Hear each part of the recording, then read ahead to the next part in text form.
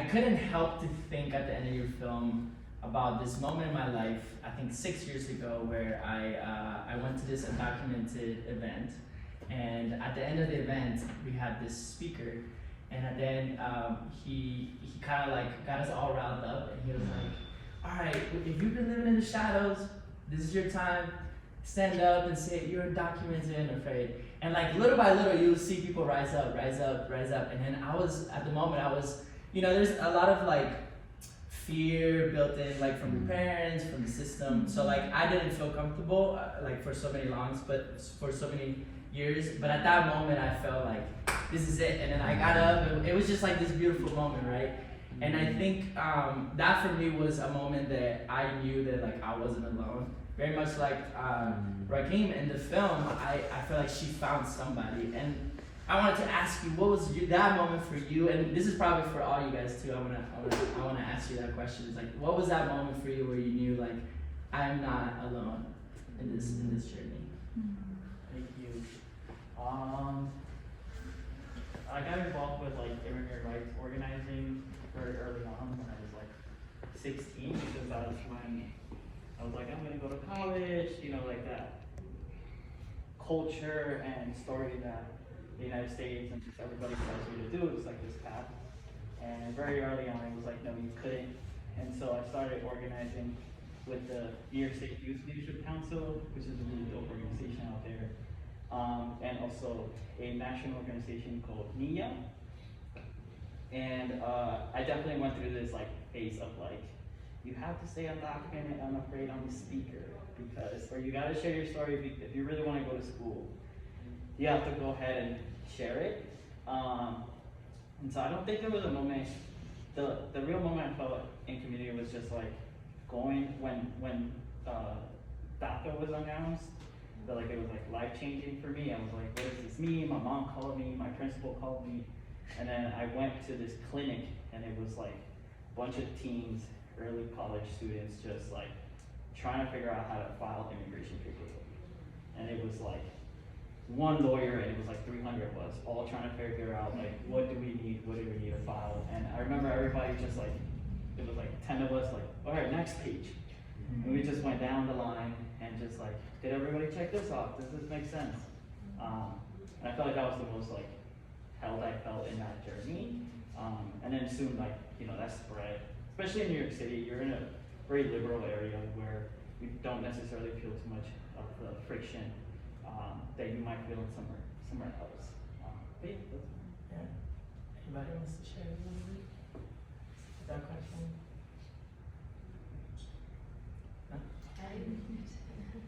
I need a minute.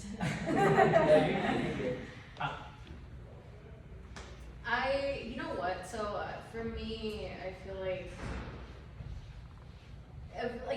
ever since I migrated to the States, which was back in like, I don't know, when was it, like 2007, 2008, somewhere around there. So I started 3rd grade in the US.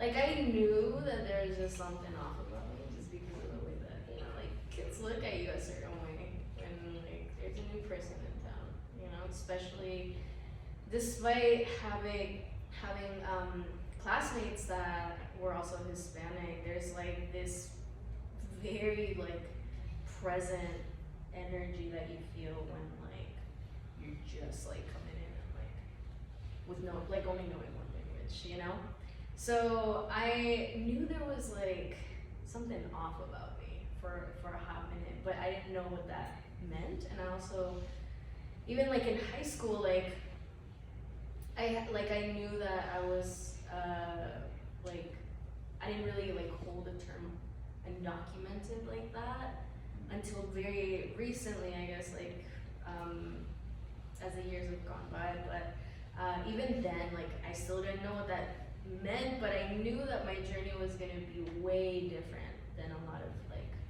my classmates, my really close friends. I always felt like this sense of, even though I've had really, really close friends, there's still this like strange gap that exists where you still don't feel seen. And even going to like ESL, right? Like English as a second language classes, I actually didn't get out until I was in and that meant that I was also with a lot of students that were also undocumented, but they didn't, like, I didn't see them feeling like empowered by being like undocumented in any way, right? And even like when I talked to my family, my parents, I feel like if anything, there was like only one person, which is one of my cousins, and actually the person that introduced me to Rahi. Shout out to my cousin Samantha, I love you. And I think she was one of like the people that like really held that, but wasn't super vocal about it because she didn't need to be. I think she just kind of emitted that energy. But I feel like the moment where, because even when I got DACA, I feel like it was a very, I felt very alone still during that process. And I had classmates that I was like, oh, I know you're DACA, but like, that was about it. Like, we'd like just look at each other around the it was like solidarity. But I feel like for me that moment was especially when the collective started. You know, we started back in 2018 with like this really small group chat, and we were all of a sudden like connected bi-coastally. Like, we've been here this whole time, and like, where have you been all my life? So I feel like slowly but surely I really started to like really really grab it and just be like, you know what, hell yeah, I'm documented, and I think that's really dope. So I feel like as the years have gone by, I slowly came out as undocumented, you know. I feel like the collective was definitely something that like a pinpoint in my life that really allowed me to get out there and just be like, I'm documented, y'all, like, who cares? Yeah. I feel like undocumented for me has not necessarily an identity, it's really like a condition that I exist in. And so it's like a hard thing to identify with other folks because it's like, it's not like a strong identity that defines me. It's just like this legal law that's encoded into the institutions of this country that like, I feel the solidarity when we engage with that friction there. It's something very interesting as well to like experience. I agree. There's this poet in San Jose, California. His name is Yoshima, and he says, "Undocumented is a social construct. It shouldn't be your identity." And I relate to that. It's you know, it's a social thing that we're dealing with. It's not, shouldn't be what we hold on to. You want to share? Or? Yeah, I think it's similar to Frisly's. I feel like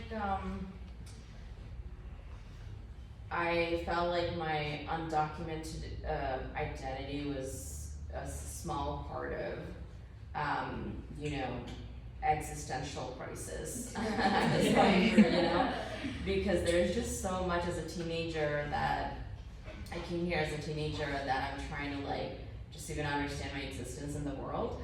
And I was lucky. I came into like Queens, New York, Jamaica, Queens, where I grew up. I went to a high school that was predominantly like Black and Latinx, but also a lot of immigrant. And I had like some like my dad's friends' kids who were with me. They were Bangladeshi, Muslim, you know.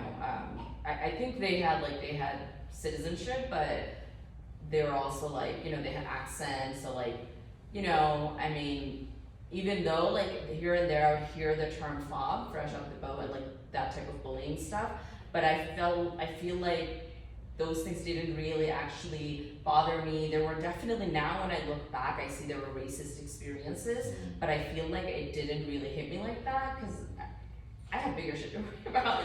I also had a lot of family crisis my entire life, and especially in teenage years. So I think my family crisis was so much of a bigger thing, like in terms of my safety at home or like my peace at home. So I think like it wasn't like, oh, the world is against me and like I've got my safety net. I pretty much didn't feel safe in my own skin, you know. So I think that's why it's a little unique for me. Sometimes I can't relate to like the typical isolation experience. But that's why I think for me also the Undocumented Filmmakers Collective was a really good place where I saw folks like the intersectionality of, like, we were all undocumented in the baseline, but then we were also like creatives, we were also like socially, so have like social justice background, so I think like it's similar to like there were folks that I knew had probably similar experiences, but I didn't have a community, and I think one of the things with the collective is that initially we would just spend hours and hours on Zoom, like chatting. We would have like 5-hour hangout, 7-hour hangout. We would watch movies together. It was just like long lost siblings, Yeah, and I think that's where like not feeling alone really helped, because it wasn't just about like the undocumented. It's like, oh, I actually have like people that really care about me, and the maybe why we cared because we could relate to like, why we connected. But also just, another quick note, I think there has definitely been moments where I didn't feel alone. I just always give shout out to community organizers, folks that are out on the ground, like similar to the work Frisly was doing, like a lot of folks in the collective. I think like that was whenever I saw people like, okay, these are people like working to bring change, and that is the most empowering and most like held moments, just knowing that that's happening, whether I was able to. And like the saddest part was sometimes like I was very involved like as an activist, not as an organizer, but like I'm someone that I felt like I was totally okay with putting my body on the ground, like getting arrested during protests and stuff, but I couldn't because of my status, and so yeah. For me, I think the time that I don't know, I think in high school, also because it depends too, like the age that you came, like I came when I was 8, so it's different, like if you come when you're older, when you're like 16, like people are going to bully you a lot more, like the fresh off the bullying experiences that you're talking about, Rahi. But, so I think in high school, when I would talk about being undocumented, it was only to like a friend here and there. And then my best friend was also undocumented, and he was queer, and he was a Cancer. I'm a Taurus. I did film, he did photography, so we just like really clicked on not just like our interests and like who we are, but like like the realities of the social constructs that are impacting our lives on the daily.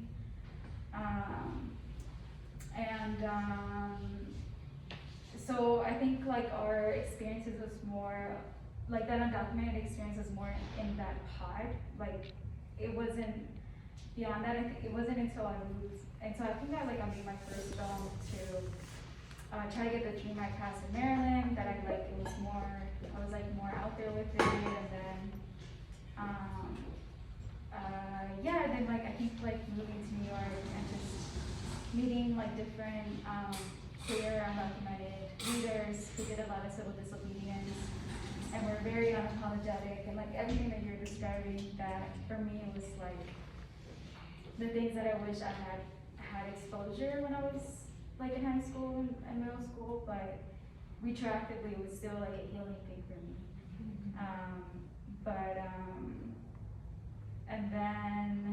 And then I got to meet people who were undocumented, who weren't just doing organizing, but were doing different like artist work, like they were dancers, they were like doing different things, and for me that was like, that's cool, like like I don't know, I liked that energy. And then but I do have to say, like, to bring back to the Undocumented Filmmakers Collective, like it is really nice to be in a group where, like we have shared similar experiences, but at the forefront, like we're artists, and like all of us are creating so many different types of work, and we take different types of leadership in that work, like doing editing, cinematography, directing, experimental work, documentary work, fiction work, all of it, sound. So it's just like really great to be in that and like have a group that like does have more of the understanding between each other. Yeah. Wow. Well, this is a good segue to your question for your film. your film was very tough to kind of watch and also process, because I think a part of me, talking with people that have DACA or documents as well, like there's this big portion of them that them being here doesn't serve them anymore, and they're like, at this point, I've been dealing with so much uncertainty. Fuck this, I'm gonna go back. And this is I have to prove my humanity to everybody, blah blah, blah, right? So it's like you get to this point where you're just like tired, and you're just like, let me just go with my family and just be happy, And I think with your film, like it's so hard because you get this experience of this person, and he had to make a choice at that moment, and he has to deal with the repercussions. But it's like, it's so sad to see, what that decision, which it comes from a good place, led to, not being together with his son, and his son battling with alcoholism.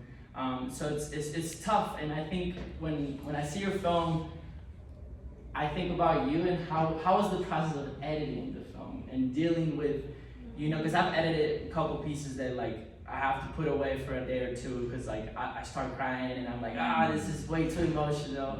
So for you, like, how was the process of editing, and how was it? How did you like feel his story like impacted your journey being this country? Yeah, let me think. Thanks for catching all of that. Yeah, you're really on it. Yeah, so like you talked about folks within our community being tired of having to prove our humanity. So something that I did in the film is like I don't follow the narrator, like where he works or where he lives, because I'm not trying to prove to you that he's a human, like that's done. So instead, what I'm trying to do is personify objects or different things and like add meaning into that. So that it's not about humanizing, because that's already a given in my film. And it took me like 2 years to, if I put all that time spread out and spread out together, it took me like 2 years to edit 7 minutes, which my mom is like, why are you wasting your time? Yeah, I support you, but why are you wasting your time?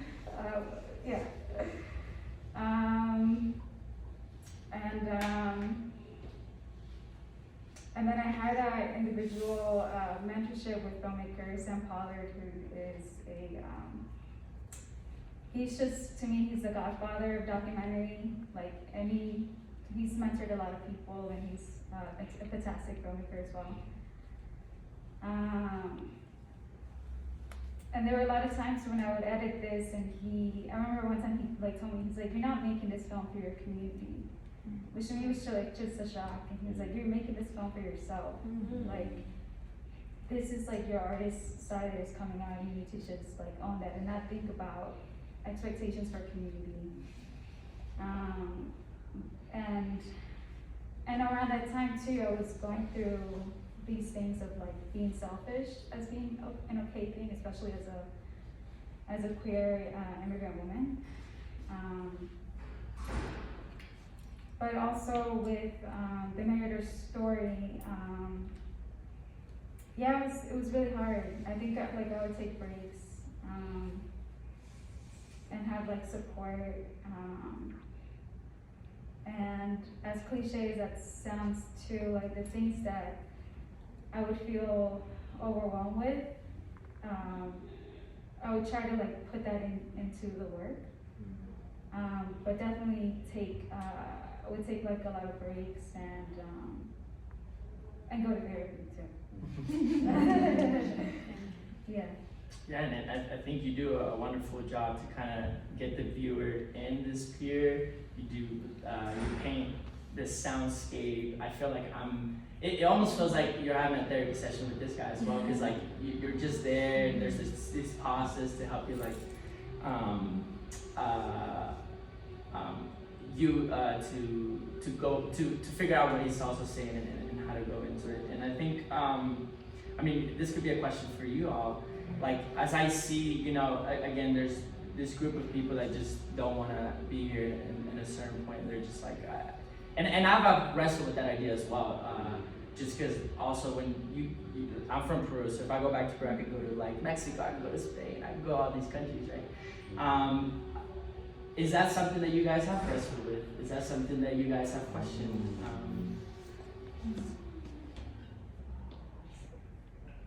Sorry, what was the question? So is that something, I don't know, have you wrestled with that idea as well to like just kind of, I don't know. Go back home.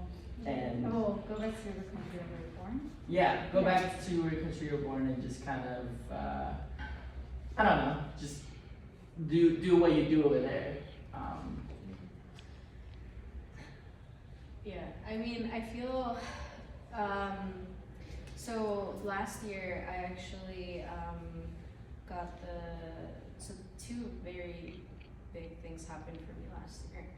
One of them was I purchased my first home in North Carolina, and on top of that, I also got the privilege to go back to my motherland through advanced parole. And I was there for about a month. And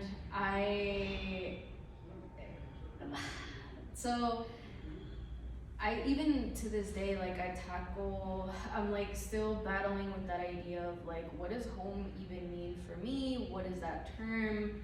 What does it mean to own land, right? And live in a space and in a country where politically you just don't feel welcome. And then going back to where you were first born and being incredible, I felt very afraid to not feel welcome and just like, kind of like how I mentioned in my project, like there was a point where when I had first migrated, like I spent years trying to erase a lot of my accent when speaking in English, and I've heard a couple people that some of my white friends, you know, they'll be like, you know, if you really listen to it, like you have to pay a lot of attention to when you're speaking to think that you're from somewhere else. And I'm like, oh, thank you, I worked so hard for that. But that also came with the repercussions of like losing some of my Spanish, right? So even though I am predominantly like fluent in Spanish, like there's still like things that I stutter a lot, especially when I speak Spanish, and so having to deal with that language barrier, and on top of that reconnect with family, right? And then have that privilege to go back, but not be with my parents, who I absolutely adore, and like we're just kind of like this unit that moves from point A to point B together, right? But not having that opportunity to bring them with me and just go through that journey kind of alone was kind of a lot. But it also really poses the question as to like, and it's not even about like whether I want to self-deport or not, because that does come into question for me from time to time. But it's like, if I were to get deported, right? Let's say if I get deported, like there's a lot of things that like I could maybe benefit from. Like I could travel freely and like go from point A to point B, because even when I arrived to Mexico, like it was so weird landing and showing my passport, my identification, which was specific. So in Mexico we have this thing called an INE, which is like your identification card to vote, you know, to vote in like political, and like whenever like presidential stuff or like specific regions are having like voting sessions and stuff, arriving and then having like my passport be seen by like Mexican immigration and be like, alright, you may pass, and not have to like feel that uncertainty of like, dang, like I guess I'm not like, because even at the airport, like when I show my ID, it always lights up yellow, never green, but always yellow, never red. But every time like either airport security like looks at it, and they like look down and like, all right, I guess you can pass. So there's definitely something that I feel a certain way. There's like that hot water too on the ID. Yeah. And so for the longest time, even before I went, I always felt like I'm not from here nor from there. I'm just kind of floating. Not even like because I'm constantly trying to fit into multiple boxes, but the reality of it is that I'm just a blob, you know. And coming back, returning to the U.S. back from Mexico, like really, I guess like really put it into perspective that I'm kind of from both places, and I can be at the same time, and I'm from all places. You know, I'm not just from the U.S., not just from Mexico, but I'm just like holding like this big. I'm just a human being. So I feel like with just migration, self-deportation, I feel like there's always gonna be that question for me. But I just feel like at the end of the day, like I'll be able to settle in wherever I decide to go, because I'm like from nowhere and from all places, you know. So that's kind of how I've been seeing it lately. That might change, you know. It's like a superpower today. Yeah. Sweet. Well, I'm gonna open up to the audience. If anybody has a question or two, any comments, any praises, what you think about the film. I really liked your film. I felt like it was really easy. We had your podcast. It was like it put things into words that were really easily understandable, and I really liked the graphics you used, so like the cameras and stuff. I really like. I relate to also just like you're coming to your end conclusion of being from both places. I relate to that being like mixed is having to learn to define yourself in a world that's kind of like trying to define you for you all the time. Yeah, I really like your story. I love your stories. Thank you so much. Yeah, well, that means a lot, because like I think, especially in the pre-production part of the development of the podcast, what we really wanted to do is that even though we have like the targeted audience of like being a lot of scholars or like people that high school students that are going that are just like trying to figure out who they are and just navigate their own experiences within the South. I feel like one of the biggest things that I was really trying to vouch for was like, I don't want this to sound, because it could have easily sounded like a lecture. It could have easily just been like this really boring, like, I don't know, like 15-minute podcast where you just like blah, blah, blah, blah, blah. But I'm like, I don't want any of that. I want this to be as accessible as possible, so that people that, even the folks that speak and identify most with like Spanglish, you know, to be able to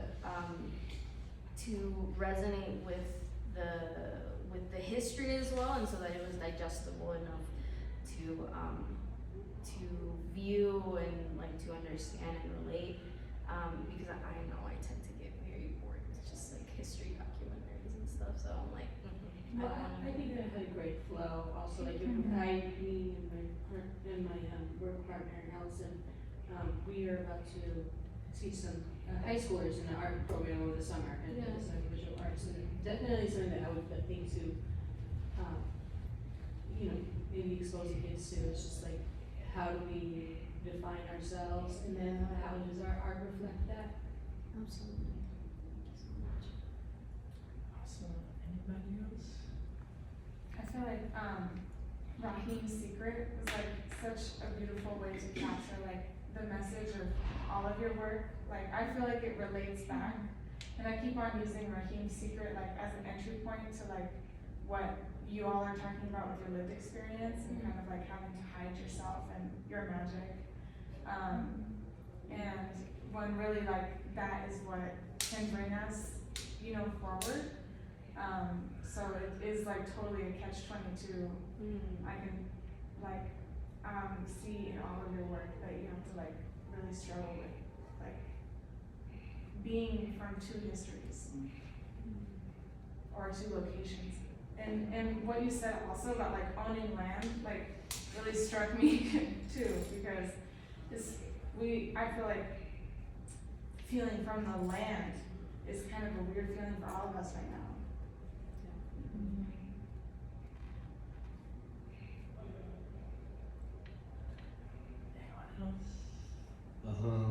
Something that got my attention was from Luna's film. What's it called? The pacing, like the timing, the way you would stretch out the words from the narrator on. I really liked that. Yeah, thanks for catching that. That took a long time. Yeah, I was like talking with a creative advisor in making this, and she was saying you have like elements of the narration, the visuals, the sound, and subtitles. So it's a pacing of those 4 elements, and then like the creative math for that. I also really liked how you kept it in Spanish.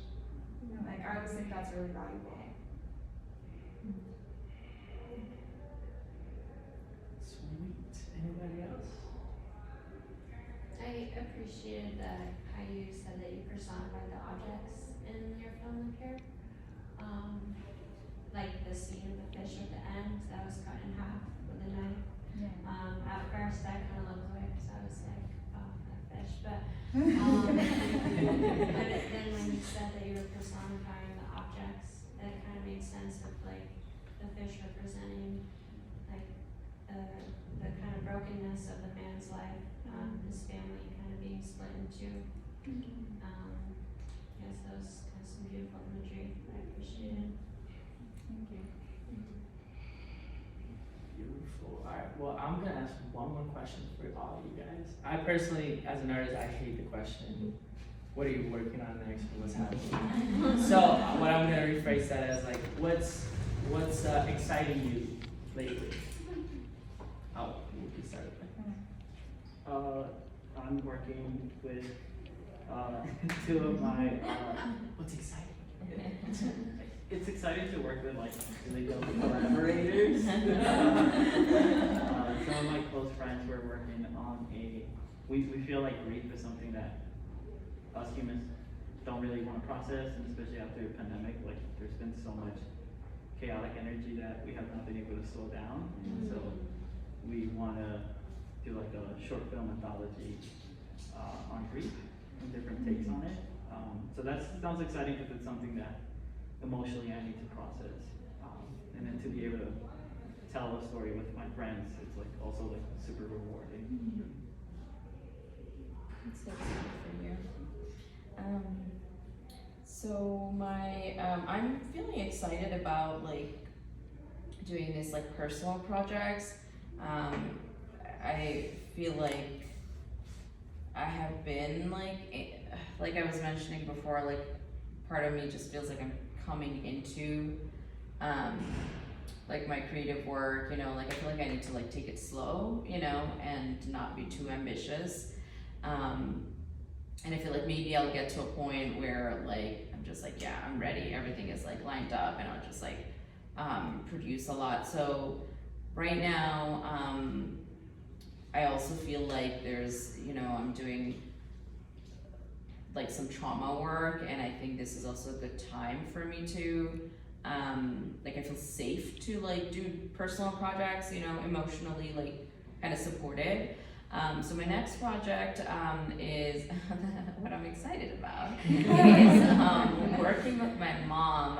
So it's also gonna be, I don't know exactly what it's gonna be like, but I just feel that my mom's story needs to be told. She had a very typical journey Muslim Bangladeshi women that immigrated to the U.S. and had to work really hard and all that kind of stuff. Also had a very complicated marital relationship. And then after all the kids got out of the house, she started writing poetry.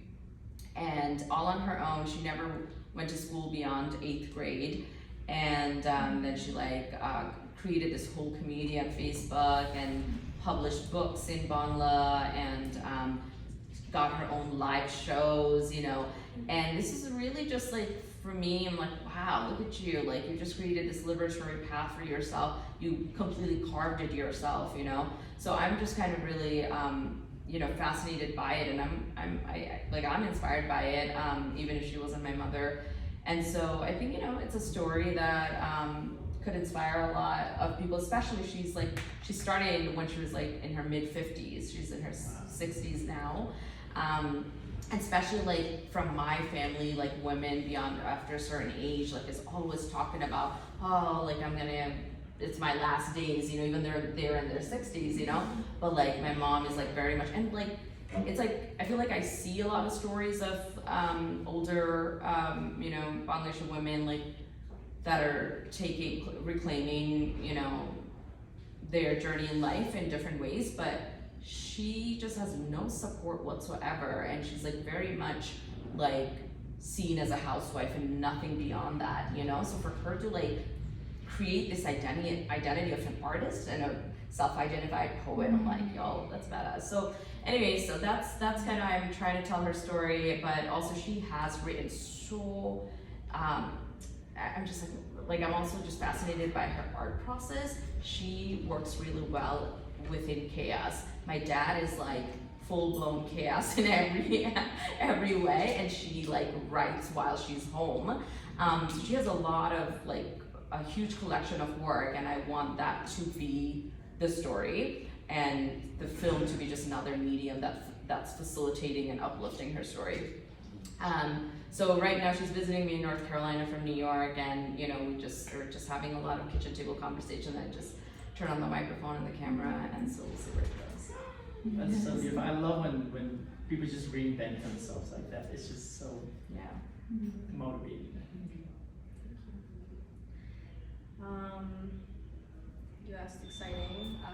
Quitting my day job very soon, so that's super exciting. Because that just means that I kind of get a little bit more time to work on. I guess I don't know, reclaim this artist label that I feel I have yet to claim, because I just feel kind of a creative or a technical person a lot of the times. But there's a couple of stories that I really want to explore, and there's my medium of choice that I'd like to expand on, and also towards the end of my creative journey, or whenever that may be. I really want to do a lot of sound, a lot of Foley, a lot of just auditory work, and one of that includes I don't know if it's gonna be a podcast yet. I don't know if it's gonna be an audio documentary, but it kind of it explores just traveling while being brown and documented, and having to plan this much just for a trip to get out of that chaos, and then returning back to that same chaos that you escaped from, right? And really exploring what does that mean, and and how how can we find a better way to not be in a constant mode of survival. And then the other project that I am really excited to explore more is just this really what does home mean project about because I have a ton of footage of when I was moving out of the apartment that I was in for 15 years, and just leaving that behind, and starting this new chapter with my parents and stuff, and then returning back to Mexico and just being in this constant mode of turmoil throughout that whole journey. So I'm also really excited to explore that, and and there's like I'm gonna be co-producing for a friend's film very soon. So I'm really excited to just take that on and just get this really beautiful project to like come into fruition. So excited to do that.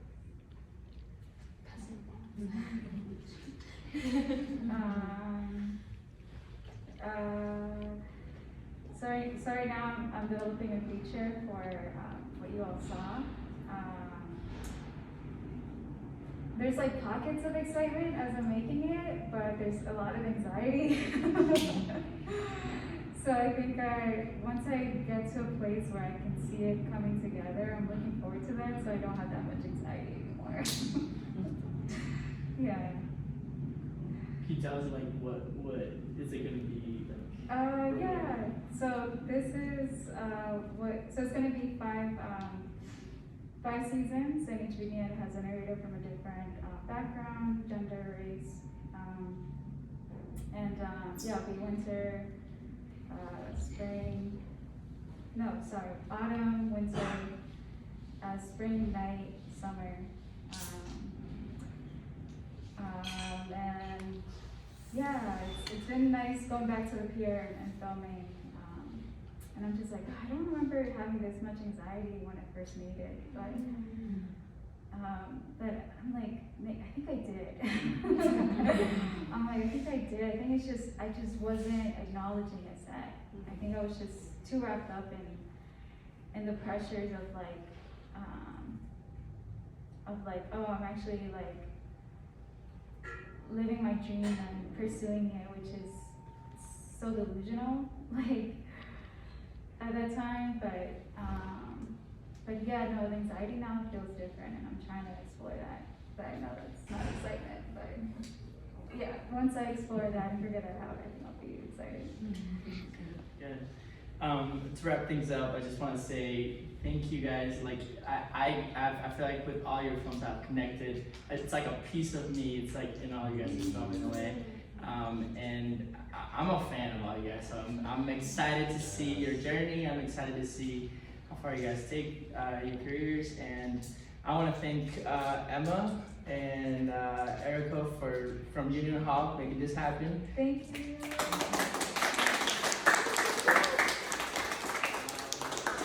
Denver Film, and all you guys for coming out and making this an event. So thank you so much, and please come talk to the artists, get their socials, follow their journey as well. But thank you so much, everybody.